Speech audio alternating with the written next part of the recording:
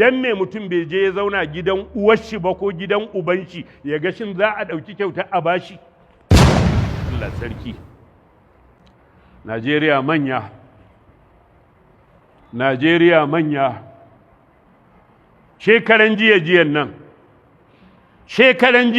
nan majalisar wakilai ta ƙasa ta yi shiru na minti ɗaya saboda mutuwar wani mawaƙi a Lagos.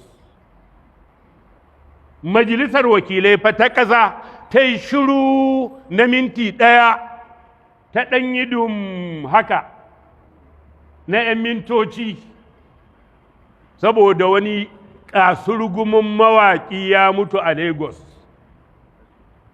Amma a daidai lokacin aka je aka kwashe 'yan mata a boarding school a jihar Zamfara a cikin garin Gusau, aka kwashe su aka tafi da su. Amma majalisa ba ta ɗan yi dum haka na rabin minti ba saboda wannan dalilin. Amma ga mawaƙi ya mutu, majalisar ƙasa gaba ɗaya ta ɗan yi dum haka, ta yi shiru na 'yan mintoci a majalisa saboda an rasa mawaƙi.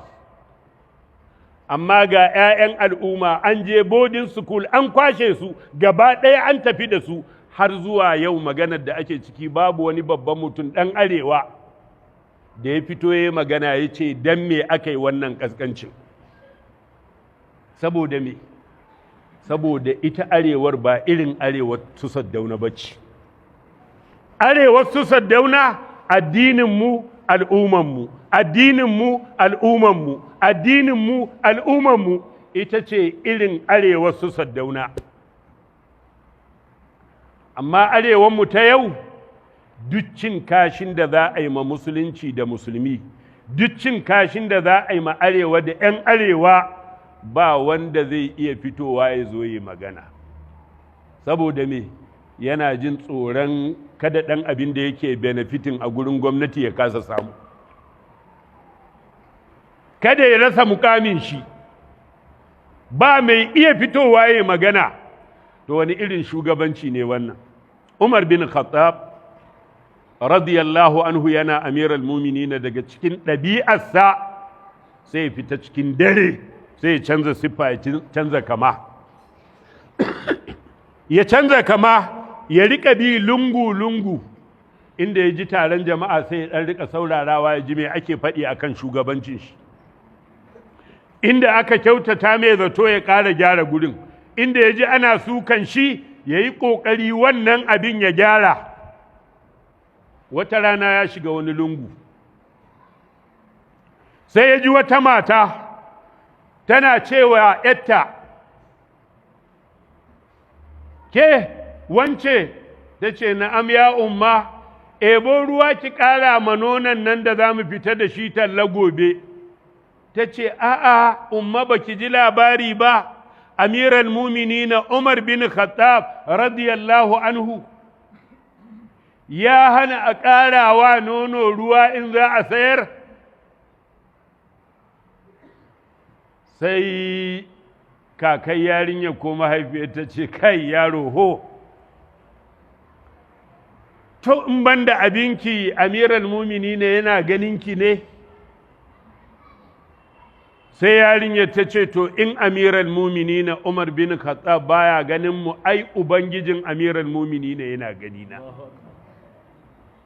Daga nan matan nan sai ta shiru, bata iya faɗin wata magana ba. Ashe magana ta faɗa kunnan Umar bin Khattab radiyallahu anhu. To dama akwai mai raka shi, sai ce don Allah a yi ma gidan maki, a yi alama. Sai aka yi alama, gari ya waye, ya fito majalisa, ya tura ya ce a zo da wannan yarinyar da mahaifiyarta ko kakarta. Aka zo da ita. Wannan ina yarinyar da ta ce kaza jiya, aka ce gata. Ina mahaifiyarta, gata.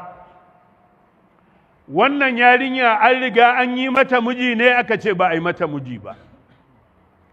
Umar bin Khattab radiyallahu anhu ya ce ma 'ya'yan shi in akwai mai bukatar aure ya ba shi izini ya nemi auren wannan yarinyar. Ita wannan yarinyar, ‘yarta wato bayan ita wannan yarinyar ta yi aure ta auri ɗaya daga cikin ‘ya'yan Sayyidina Umar bin Khattab, to a cikin wannan tsatsan ne aka samu Umar bin Abdulaziz, wanda ya zama ɗaya daga cikin wa'inda ake kira hamisul hulafa'ur rashidin na biyar wajen adalci da shugabanci a ƙasa. Wannan Umar bin Khattab kenan. Wata rana kuma ya yi irin wannan fitar, ya shiga wani lungu sai ya ji wata dattijiya ‘ya'ya sun kewaye ta duk sun rame gaba ɗaya. Sai Umar bin Khattab radiyallahu anhu yana abin nan, sai matar tana cewa ku yi haƙuri, ku mai da al'amarinku zuwa ga Allah. Allah zai mana sakayya bisa wannan mummunan shugabanci da amiral mumini na Umar bin Khattab yake yi mana. Je ka zauna. Allah zai mana sakayya akan wannan, kai dan matsaka. Allah zai mana sakayya. Sayyidina Umar bin Khattab bai san da ya fada gidan ba. Ya ce ya ke baiwar Allah, faɗi alkhairi ga Umar. Ta ce wallahi ba zan faɗi ba. Umar ɗan Khattabi shi ya sa aka shelanta yaƙi, ya aiko mijina ya fita, aka je aka kashe shi a wajen yaƙi. Tun da aka kashe shi yaran nan suka zama marayu, ni na zama gwauruwa. Umar ɗan Khattabi bai san halin da muke ciki a gidan nan ba. Ya muke rayuwa bai sani ba. Kullum in gari ya waye haka nike fama da yaran nan su yi ta jin yunwa, sai dai in masu dabarar da za su yi bacci in gari ya waye, in shiga gidan makwabta in yo bara abin da za su ci. Sayyidina Umar ya ce me ke cikin wannan tukunyar da kika dora? Ta ce wallahi duwatsu ne na zuba da ruwa a ciki dan kawai in ɗauke hankalinsu su yi tsammanin abinci nike dafa masu, in gari ya waye in bacci ya kwashe su, in gari ya waye in je in yi barar abin da zan ciyar da su. Nan da nan Sayyidina Umar bin Khattab ya ce mata ina zuwa. Ya tafi baitul malin gwamnati ya ɗauko niƙaƙƙen gari, ya ɗauko man gyaɗa, ya ɗauko abubuwan da za a iya haɗi abinci na gaggawa. Yaron shi da yake raka shi ya nemi ya ɗau buhun akan shi, ya ce a'a banin ɗauka da kaina. Yayyayi ya ce kai in ka ɗaukan mun buhun a nan duniya, ranar tashin alkiyama za ka ɗaukan mun zunubi na ne? Ya zo gidan da wa'innan kayayyaki aka haɗa abinci na gaggawa, yaran nan suka ci suka ƙoshi, bacci ya ɗauke su. Baiwar Allah nan faɗi take, Allah ya ma albarka wannan bawan Allah, ai da kai ne ma ka zama amiral muminin, mu duk da ma an huta. Sai ta faɗi mai wannan. To amma dubi halin da muke ciki a yau. An tafi wani yaƙi, aka samo barguna na yaƙi gwado, aka raba har amiral muminina Umar bin Khattab a matsayin shi na amiral muminina, shi ma ɗaya aka raba aka bashi kamar yadda kowa ya samu. Akwai ɗan shi Abdullahi bin Umar, shi ma ɗaya ya samu. Sayyidina Umar ya amsa, ya haɗa ya doguwar riga wadda zai rika fitowa wajen jama'a. Ya fito zai adiresin ɗin mutane, bayan ya yi muƙaddama, ya yi ma Allah godiya, ya yi salati wa annabi Muhammad sallallahu alaihi wasallam, ya ce isma'u wa'au, ma'ana ku saurara ku kiyaye abin da zan faɗi. Sai wani daga cikin sahabbai ya miƙe ya ce an ƙi a saurara ɗin, an ƙi a ji abin da za ka faɗi ɗin. Umar bin Khattab ya ce ya Allah, me ya faru? Ya ce ai da aka fita yaƙin nan kowa bargo ɗaya aka bashi, har kai ɗaya ka samu. Wato kai dan kana amiral muminina shine ka kwasa da yawa ka ɗinka wannan doguwar rigar, sannan ka ce mi ma biyayya? Umar ɗan Khattab radiyallahu anhu ya waiga ya ce ko Abdullahi bin Umar yana kusa, ya ce ha ana za ya abi, gani nan ya babana. Ya ce tashi kai masu bayanin ya aka yi rigar nan ta zama doguwa. Ya ce ni ka nema in baka nawa bargon ka haɗa kai riga saboda fitowa gaban jama'a. Sannan wannan sahabi ya ce to yanzu kam za mu saurara kuma za mu biyayya. To dubi abin da yake faruwa a yau in an ba mutane shugabanci. Annabi Muhammad sallallahu alaihi wasallam ya naɗa wani mutum ya je ya anso zakka, ma'ana sa'i, ana ce mai ibnul lutubiya. Da ya je an so zakkar sai aka babba shi ga na zakka ga wannan kyauta ne, ga na zakka ga wannan kyauta ne, ga na zakka ga wannan kyauta ne. Da ya koro raƙuman da shanun da duk dabbobin da ya gaba ɗaya ya zo gaban annabi Muhammad sallallahu alaihi wasallam sai ya rika cewa haza lakum wa haza hadiyatun uhudiyat ilayya, haza lakum wa haza hadiyatun uhudiyat ilayya. Wannan na zakkan ne aka bani in kawo, wannan kuma kyauta suka bani a can, wannan na zakka ne, wannan kuma kyauta aka bani a. Annabi kawai sai ya tsaya yana kallon shi sallallahu alaihi wasallam. Manzon Allah ya tashi ya ce wai wannan wani irin mutum ne, yaya za mu baka shugabancin da Allah ya ɗora mu a kai, ka zo kana ce mana haza lakum wa haza hadiyatun uhudiyat ilayya, afala ya jalisu fi baiti ummihi aw baiti abihi fa yara hal yuhda ilayhi shay. Dan me mutum bai je ya zauna gidan uwar shi ba ko gidan uban shi ya ga shin za a ɗauki kyautar a bashi. Sannan manzon Allah ya tattara da na kyautar da na zakat duka guri guda, aka tattara aka maida baitul malin gwamnati, kuma aka cire shi daga aikin. Kaji inda aka samo EFCC, kuma aka cire shi daga shugabanci. Bayan an tattara na kyautar da na zakkan an maida baitul mali, kuma aka kore shi aiki. Shi ake kira raddul mazali. A zamanin annabi Muhammad sallallahu alaihi wasallam, wata mata 'yar babban gida Baƙuraisha sai ta je ta sace abun wuya a wani gida da take ansowa aro. Bayan ta sace abun sai aka kama ta red handed. Da aka kama ta sai aka zo ana ta tunani, manyan Ƙuraishawa sai suka yi taro. To gaskiya dai wallahi ba daidai bane in mun yi haka za mu ji kunya. Ya za mu bari a yanke ma 'yar ƙabila annabi Muhammad sallallahu alaihi wasallam hannu, Baƙuraisha, ai ba daidai ba ne.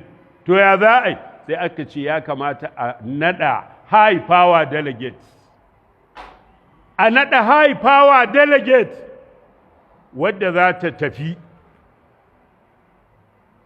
ta je ta roƙi annabi Muhammad sallallahu alaihi wasallam kada a yankewa Baƙuraisha hannu. To ya za a yi? Sai aka ce to a naɗa Usamatu ɗan Zaidu. Shi Usamatu ɗan Zaidu ɗin nan, kai dawo nan, akwai wani bako zai shigo ya zauna kusa da janar, dawo nan. Da aka naɗa Usamatu ɗan Zaidu, ana mai laƙabi da masoyin manzon Allah, ɗan masoyin manzon Allah sallallahu alaihi wasallam. Usamatu ɗan Zaidu an naɗa ainihin hukuma high power delegate, za a je gaban manzon Allah a nemi alfarma. Usamatu ɗan Zaidu ya zo gaban annabi sallallahu alaihi wasallam. Kun san ɗabi'ar mai neman ceto, ya Rasulallah, ya Nabiyallah, ya khatamin nabiyin, ya dingi bayani, wallahi nabiyin, ɗan kuskure aka samu ya Rasulallah, an zo an aje abin wuya ne a ɗaki kaza a guri kaza, sai ainihin wato ita wance Fatima Mahazumiya sai ta zo. Ya Excellency, ahlan wa marhaba. Assalamu alaikum wa rahmatullah. Shiga can da dawo. Shine sai kawai ta zo, abu kaza ya faru, sai ta ɗauke wannan abun wuya. To shine ya Rasulallahi, muka ga akwai damuwa a ce an yankewa Baƙuraisha hannu, 'yar ƙabilarka, 'yar ƙabilanmu, ai kafin ya gama jawabi gaba ɗaya fiskar annabi Muhammad sallallahu alaihi wasallam ta canza.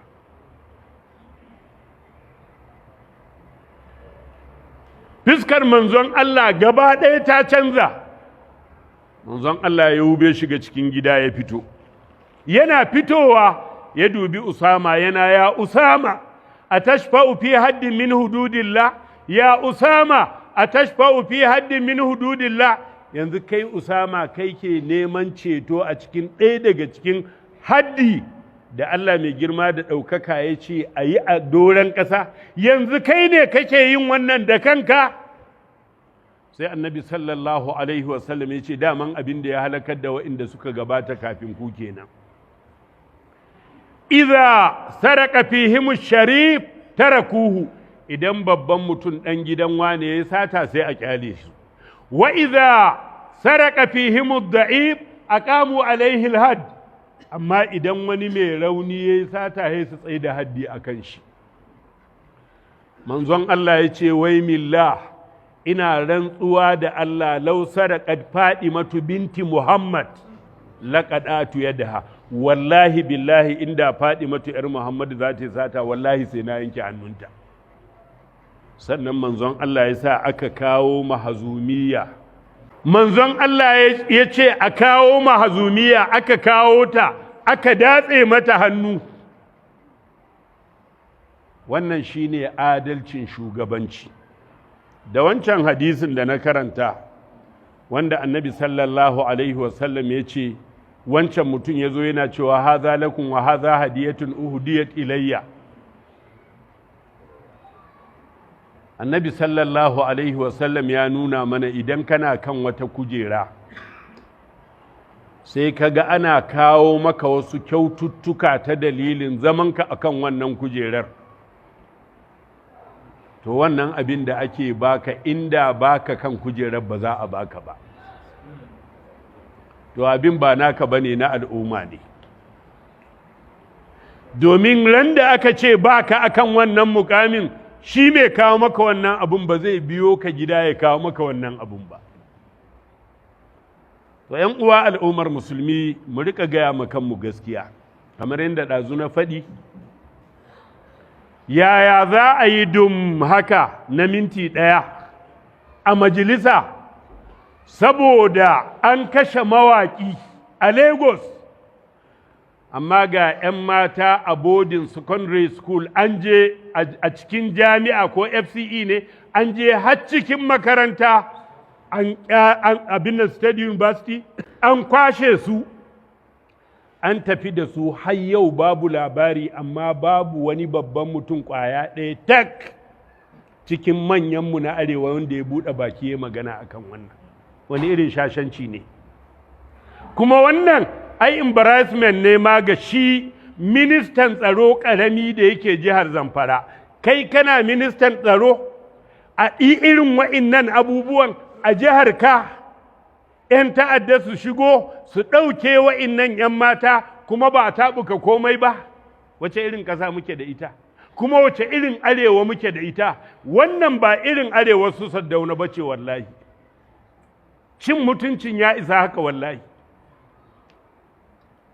Cin mutuncin ya kai matuƙa, kenan mawaƙin can ya fi wa'innan 'ya'yan al'umma da aka kwashe. Ku 'yan majalisa House of Reps ba za ku yi dum na minti ɗaya ba ko na minti 10 saboda an kwashe wa'innan 'yan mata, amma ku yi shiru na mintuna masu yawa saboda an kashe mawaƙi.